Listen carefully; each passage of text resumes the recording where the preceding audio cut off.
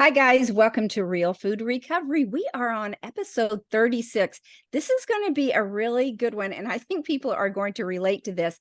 It's about self-care, and self-care isn't selfish. So before we get into it, I got to say hi to my partner, Jamie. What's happening, man? Hey, Paige, glad to be here. Glad to be here. Love this topic. It's a very timely topic for me this week. Mhm. So awesome. You know, what's interesting is I was literally just in a conversation with someone right before we started filming, and they were talking about how they use the word selfish, that it was selfish. It's a mother taking Mm, the time to do this food prep and the other things that it's required when she should be doing some other household chores. And so we had a very long, nice conversation. I'll see if we've got time, I'll tell more about that and our discoveries with that. But let me just start out this episode by saying we understand in recovery that it is about so much more than the food. We know obesity is about addiction, not an eating disorder. For example, when you go to weight loss programs, their only focus is on losing weight.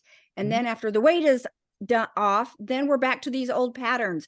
So we're hungrier than ever and Yes. an emotional pain that drives us back into the food. So that being said, we have got to address the addiction and all the components that go along with it. So today we are specifically talking about self-care and how Mhm. self-care is not selfish, Yeah. as well as highlight what an important part it plays in recovery.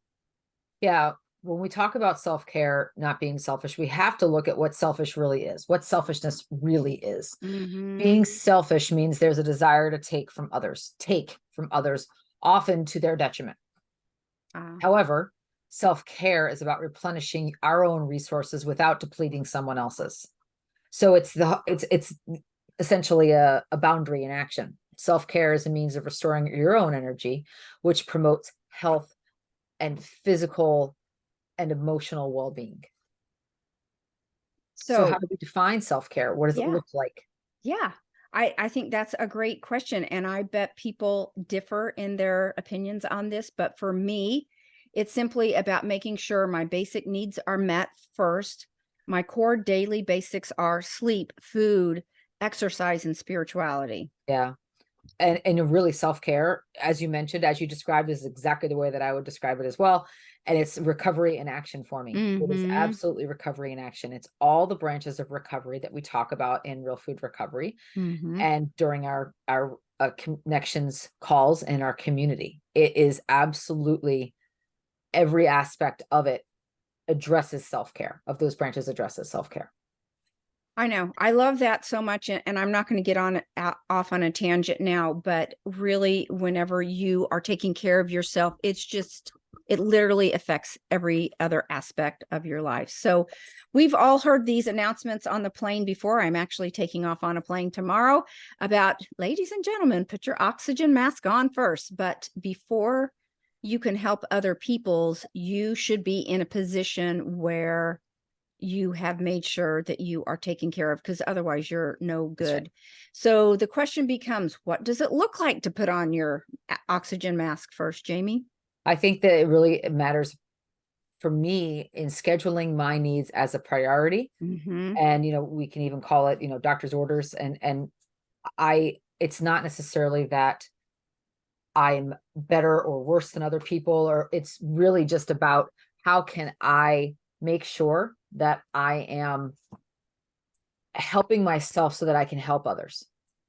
Yeah, That's I really what like it comes that. down to. Hmm. I like that. It's funny that you talked about scheduling your needs as a priority, because that conversation I was referring to earlier, a lot of it actually was about organization. When we kept peeling it back, um the bigger concern wasn't time, that I'm being selfish with my time. It was the organization that it really takes to accomplish everything. So I love what you brought Mhm. up, the point about prioritizing those needs. So literally on my schedule, I map out time for meeting my basic needs. As I Yes. had mentioned before, no one is coming to save me. We've had a big conversation about that. No one is going to come help you out. You've got to do it for yourself, Mhm. and no one else cares how I sleep, eat, exercise, or if I had a spiritual connection that Correct. day. Did I mention no one? I mean, literally, no one's going to check in on me with that. So, as a responsible adult, I have no one to blame if Right. it doesn't happen Right. and if it doesn't get done. So it has to be a top priority in my schedule if it's going to Mhm. happen. What about Agreed. you? Yeah, it's a huge recovery and a huge life lesson for me. I spent years in the opposite mindset, unfortunately, waiting for someone to show me how to do this for myself. I mean, I don't How'd it know. work? How'd it work Yeah, out? It's abysmally. you. I don't know why I thought that that was the way that life was supposed to be lived. Yeah. I don't, I often wonder, like, what was I thinking? Was it because nobody ever told me? Mhm. Really, like, I never really had that kind of level of parenting. Mhm. I don't really know exactly where I developed this expectation that others would kind of come and show me what to do. Mhm. I'm guessing it developed in childhood. I don't remember being particularly coddled, but I Yeah. think I probably was and didn't know it. Right. I know I was Uh-huh. coddled when I was sick. We've talked about that. I know I Yeah. was coddled when I was sick, but I don't think that I was coddled in general. I did a Mm, lot for myself by myself, but mm, maybe that was also where there was a gap for knowledge and education, and I didn't receive it. yeah. So I have totally remade this part of my life. I'm so grateful to God for helping me do that Yeah. because I just didn't know that they're really like that I was it. I'm the rescue ship. Yeah. Yeah. No, I think that's a huge point to make. So, one of the things too that we like to talk about in self-care is learning to say no. Are you comfortable saying no? Have you gotten better with time and maturity? I know I have. Mhm. It did not come to me naturally. It's something I had to work on. Big maturing curve with that. I try to avoid conflict as much as possible. It pains me, but time to grow up and deal with life. And this is a better system of being able to say no and what your boundaries are. Yeah, boundaries are something I learned out of necessity, and they really do pay dividends every time I use them. But Hmm.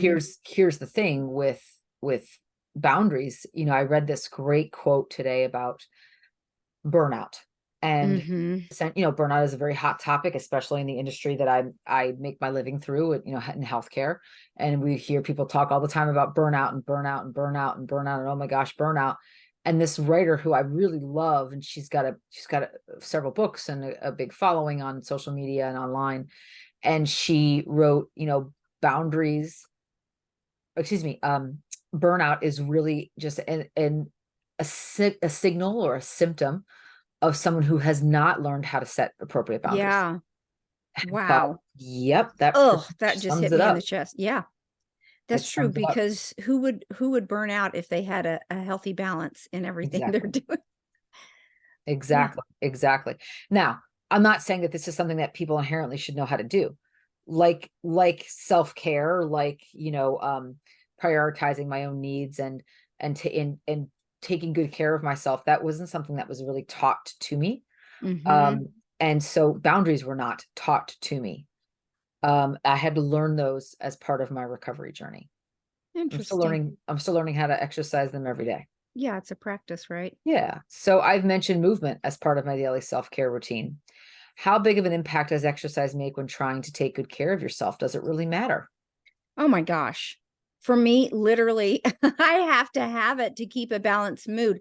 I thrive on that endorphin kick. I Mhm. miss it. I notice if it ain't there, me notices. Yes, So I love seeing some of the definition that I work so hard on with my muscles. I have a little definition in my arms and I'm like, okay, hmm, this is working.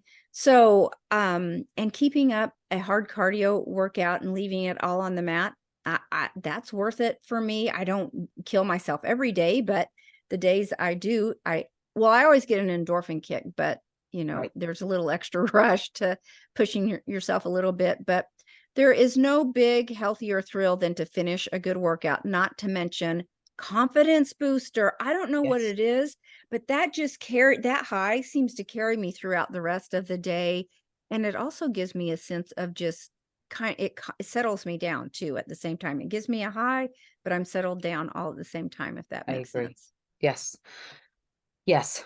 I've talked about it here before. For me, exercise is not about the physical benefits, even though it's a huge amount of physical benefits, but I don't do it for the physical benefits. I do it because I want to do it for my head, do it for my Yeah. the benefits of age for aging, and of course any kind of bone density benefits. Yeah. Amazing. But Hmm. those are sort of secondary benefits to me.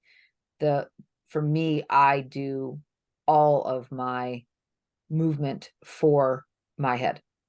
Yeah, I agree. Yeah, it keeps me off medicine. That's for sure.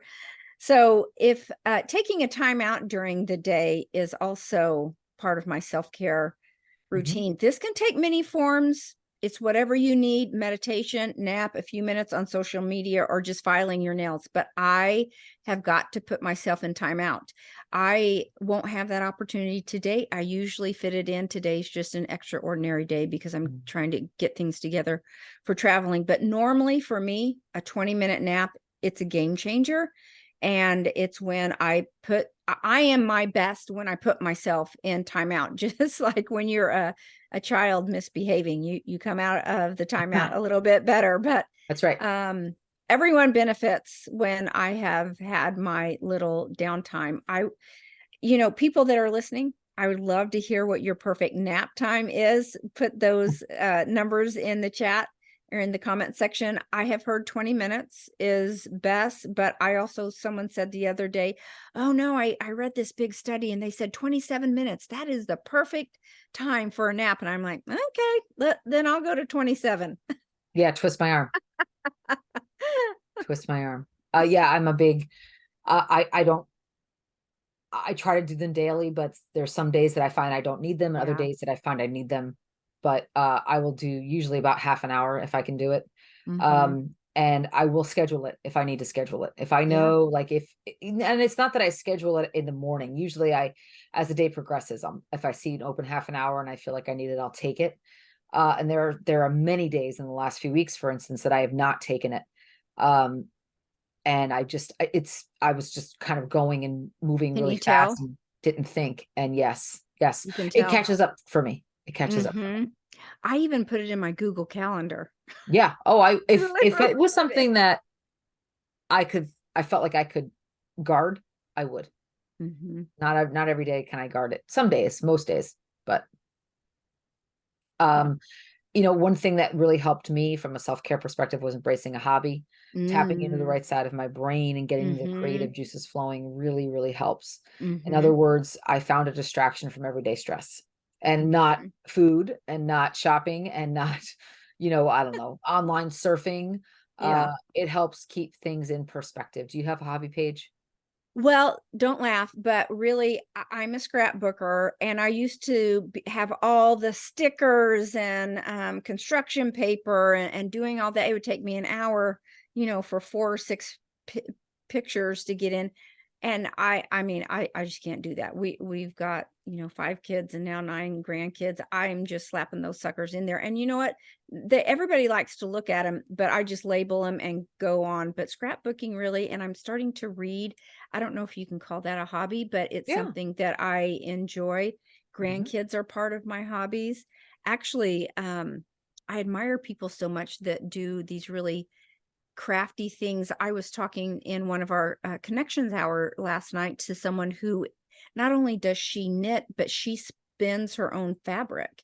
Wow. And she just happened to be wearing this beautiful blue sweater, and she had been talking about being at a knitting event that weekend. I said, "Your sweater's so beautiful. You didn't make that." I mean, it looked like something you would get in the store. It was gorgeous. She goes, "Oh yeah, I made this." So, and she's Nice. talking about learning different stitches and weaving and Mhm. all that. And I'm like, wow, Yeah. that's so admirable. I could never knit something that I would put on and go out in public in. But it was beautiful. Everything. Yeah. I mean, I just admire people so much for doing those types of things.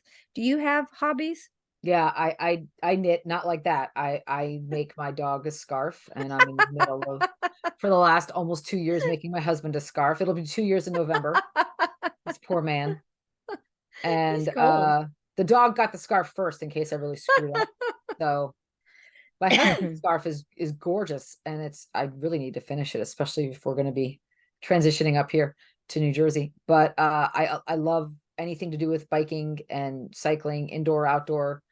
And that's a hobby for me. Biking is a hobby because it's beyond just a workout. If I'm outside on my bike, it's a hobby. It's something that brings me great joy. I like to tinker with my bike and buy used bikes and fix it up and all of that. Oh, that's I fun. like learning how to fix them and how to overcome the challenges of them. Hmm. Teaching myself how to ride and other things too. I do enjoy reading. It depends what I read. I read a lot for work. So Mm, when I don't, when I, if it's after work, it's got to be something really high value, a really, hmm. well done, highly recommended book, or if it's self-help, it's got to be something I'm really interested in. Only because I'd rather spend my time moving or being outside than sitting. Yeah. Yeah, Um, I find if I can have a book going, I just try and read a few pages before bed. And yeah. in our online recovery community, we talk a lot about being a student of the game. And Mhm. so I like to encourage people to have some type of book or podcast or YouTube video or something to just increase that stimulating Great. thoughts about what we're doing here in recovery. But before we move on, I have to tell you something funny. You were Mm. talking about knitting your husband a scarf, and Yeah. it brought me back to middle school when I was taking sewing. I thought that was so cool to take sewing, but Mhm. I all I wanted to do was the wraparound skirt because I didn't want to do anything with the zipper. Ah, I was trying to outsmart the system. that's hilarious. Yeah. So I got a That's couple of wraparound skirts that I maybe wore once or twice. And my mother got me the ugliest material. So I think maybe I wore it once, but it must have been on sale, that right. material. Oh, how funny. So Oh, another how part funny. of self-care is being kind, not to others, silly, but to yourself. We Yes. never have to remind ourselves to be nice to others. It comes naturally. But are you as kind to yourself as you are to others? I've heard people, there's some saying out there, treat yourself like you would a stranger. Mhm. Um, so try to say three nice things to yourself in the mirror. Give yourself a pep talk when needed. Be your biggest cheerleader. And, Mhm. I have to stop and ask myself, how am I doing with that kindness department? And I think I do pretty good in the kindness department. I think that's a strength in my life. I'm trying to do my best every day to do right by myself as well as others.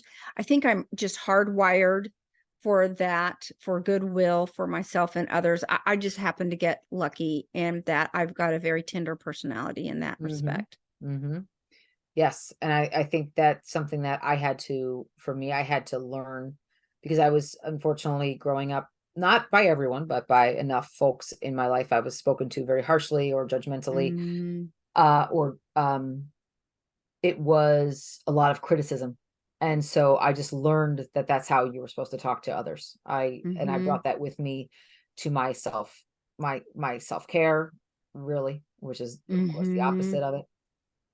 Brought it with me into my first marriage. I just didn't understand that that's not how you spoke to people because that's how we were Hmm. spoken to, and Right. that was just what my family did. And so I the whole idea of being kind to myself is something that is new to me in Mm, the last few years. Being, intentionally kind and curious and, connected to what mhm. I have to say inside. That's something, and it's a game changer. It really is a game Oh, changer. totally. I'm glad you said that because we talk a lot in our community about self-talk, and Mhm. that is a game changer. It changes everything. You can literally change the message in your ear, That's right. and it will change outcomes in your life. It's that big. So I'm Yes. glad you brought that up.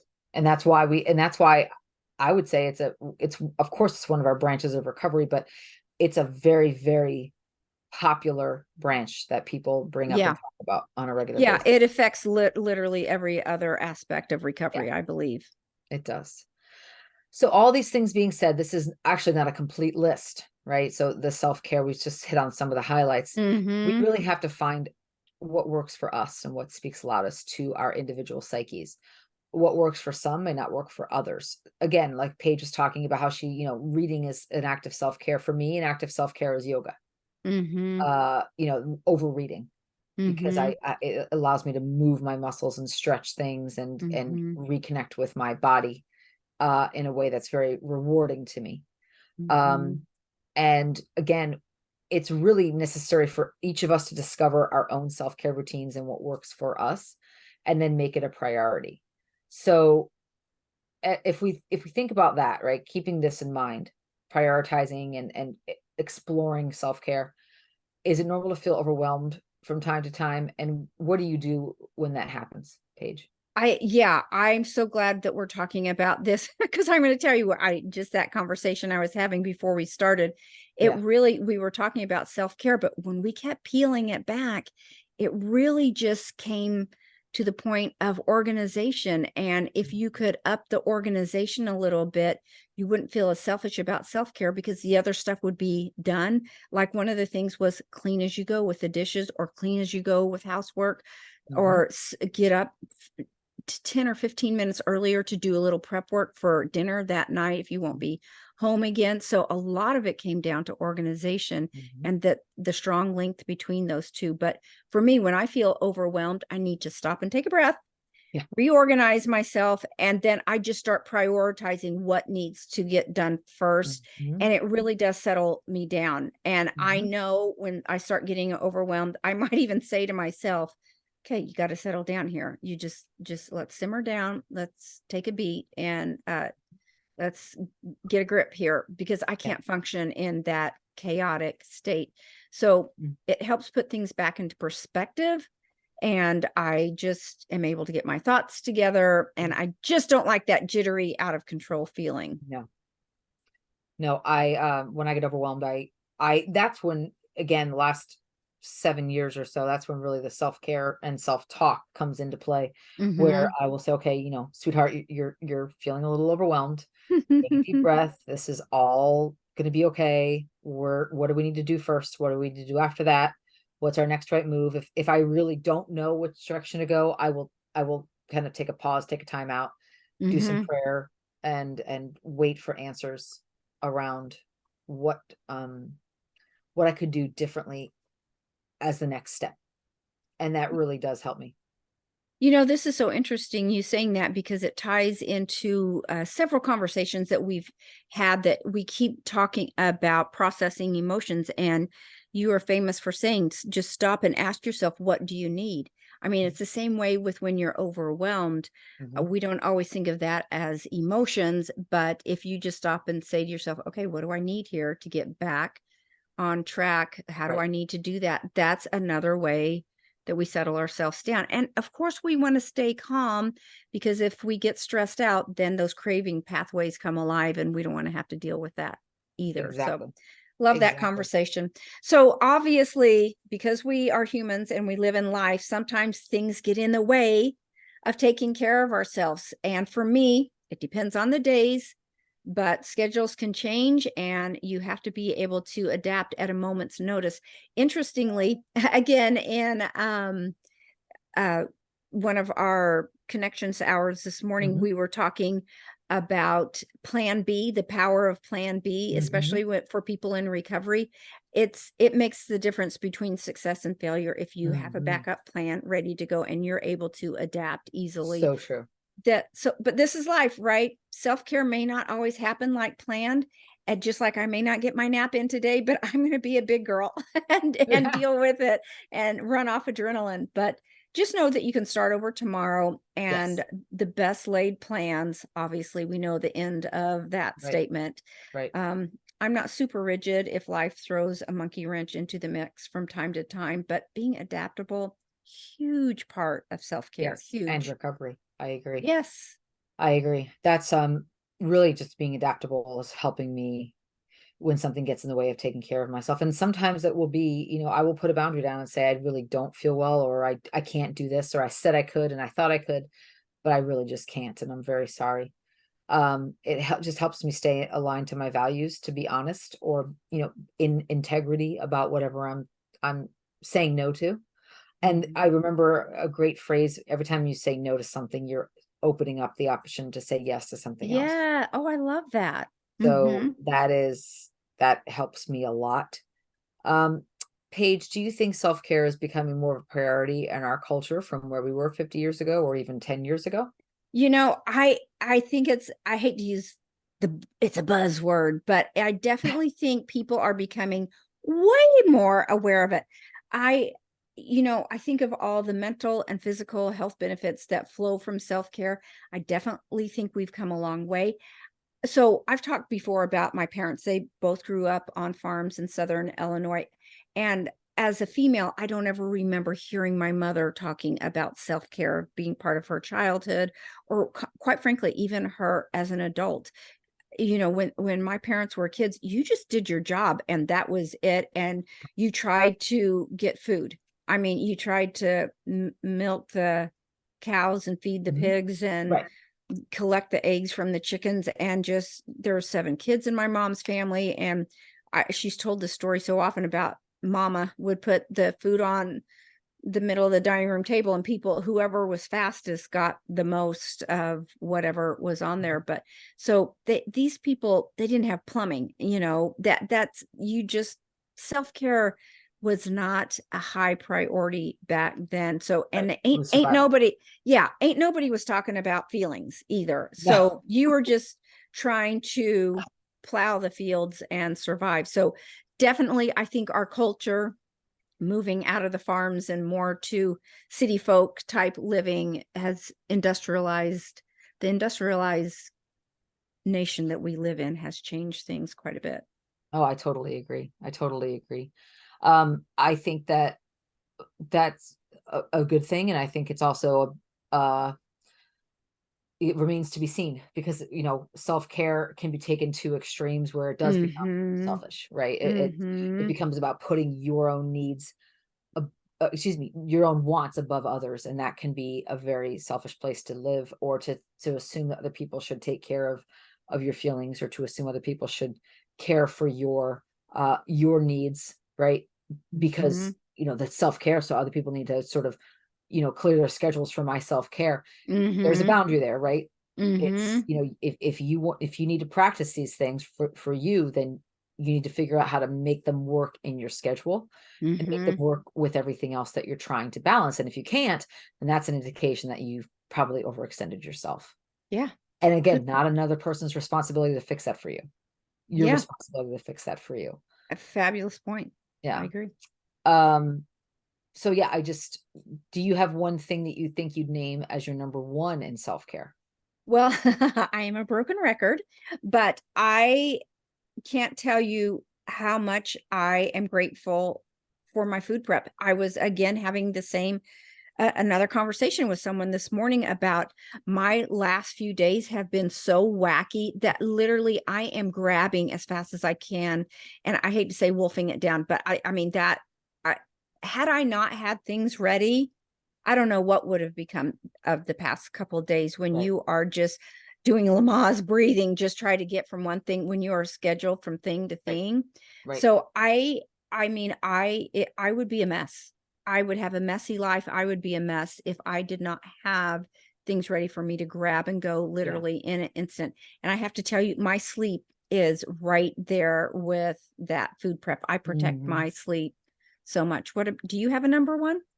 Yeah, I would say it's food prep for me, or just for me, it's just whether it's food prep or just making sure that my food is available. If it's something that I don't want to prep in advance or can't be prepped in advance, I just make Mm-hmm. sure that it's ready to be grabbed and put into whatever I'm making. Yeah. That to me counts as food prep. And then I would say probably movement and then sleep. Mm. Oh, They're close really? second and third because I Mm-hmm. have so much natural cortisol in the mornings, and that movement Mm-hmm. really helps me dissipate it. Mm-hmm. Plus it just, again, for my head, it just is the best thing for me. Mm-hmm. And I would say sleep again is a close third, if not a tie for second. Yeah. Um, but that's, I've had to prioritize those things. It used to be, True. so different. Self-care looked like eating a big meal of processed foods and laying Mm-hmm. on the sofa watching TV all day. That's what Mm-hmm. self-care used to look like to me. Binging media, binging food, Right. Yeah, binging that's junk really taking thoughts. care of yourself and having a good time, right? That's what I used to think was self-care. And I know better now. And you know what? People say, oh, well, that's your self-care. This is mine. That self-care was putting me on the path. That kind of self-care was putting me on the path of being really, really sick and really, really Yeah, dependent dead. on Yeah, society to give me medication and health yeah, support and putting an immense burden on my family. right. That's such, I mean, I don't think that's being overly dramatic, do you? No. Yeah, I mean, that type of self-care is just shortening your life Mhm. and making your life a sick ending, a really Yes. sick ending, miserable ending Yeah. that Alan Goldhammer, is that how Mhm. you say his name? Mhm. He taught when I've heard him being interviewed, and this is in his book, The Pleasure Trap, about our society is set up to make us fat, sick, and miserable. Mhm. That, and because we've glamorized that idea of laying in bed eating Doritos and peanut M&Ms and with a It's Diet crazy. Coke, and It's crazy. just taking a day off means laying in bed all day just eating junk food. So yeah. No. So last point, since we know that if we ignore self-care, we're going to face those physical symptoms of stress, problem sleeping, binge eating, and other unhealthy habits, as you just, mentioned some.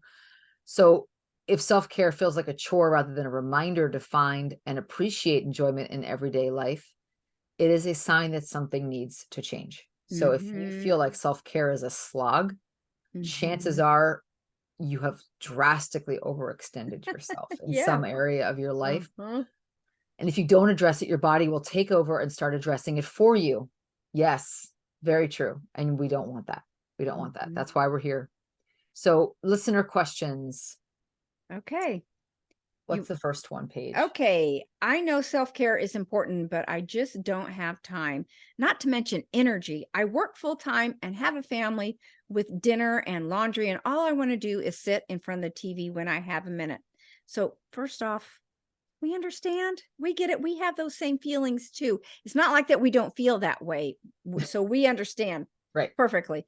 These are hard years with a young family, but when it comes to your mental health, self care can help you manage stress, lower your risk of illness, and actually increase your energy. Even small acts of self care in your daily life can have a big impact. And Jamie and I were Agreed. just talking about what's number one for us. Everybody has their own number one, and sometimes number one can shuffle from day to day. Very true. Very true. So, second question, do I have to do big acts of self-care to be effective? Hmm. No, no, not at all. It's incremental. It could be incremental. It could be one little thing, and I found that the momentum usually takes it from there, Yeah. and it builds upon itself because you realize how Hmm. much better you feel. Um, when it comes to my movement, self-care, things that I've done to get extra movement are, parking further away, taking the stairs Hmm. versus the elevator. Oh, I am a queen of that at my sites, my hospitals.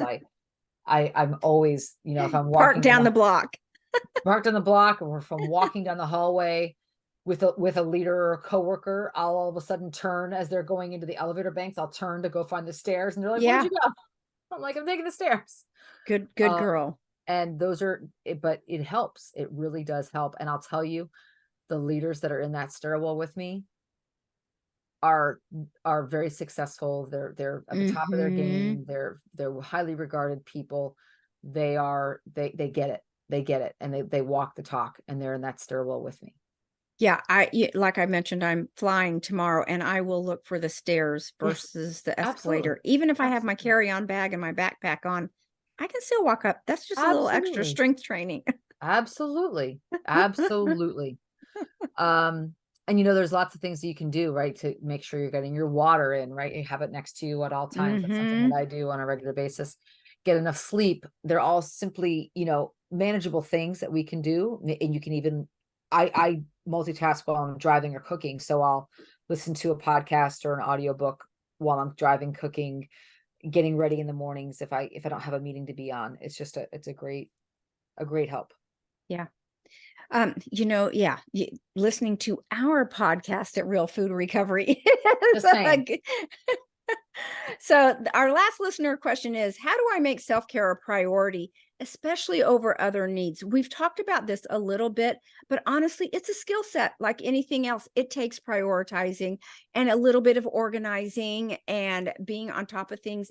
There is time to fit it in if it really is a priority. I promise you that. So with some awareness, we can start making small changes. Don't start out with big changes, just small doable steps. If you can't do everything, what can you do? What's one small thing that you can do Mhm. starting today? I think once you see how good prioritizing yourself feels, it may urge you to continue to foster that relationship with yourself, and recognizing that you have value changes everything. Mhm. It helps set boundaries that we've talked about. When you value yourself, the boundaries are just a natural offshoot of Yeah, valuing yourself. And it really just opens the door for us to be our best self. So this was a agreed. great episode, really Yes, important stuff. We would very much so. love to hear your comments. Please leave them for us if you feel so inclined. But most of all, we're just happy you were here with us today. Yeah. Thank you. Thanks all. I will see you soon on the next episode of Real Food Recovery. And in the meantime, check out our new website, realfoodrecovery4u.com. Number 4, letter U. You can find all the information for our community on there. It's a really amazing place. We're doing a lot of healing with people, Yeah. and we'd love you to check it out. Thanks, guys. See you next time. Bye See you bye. soon.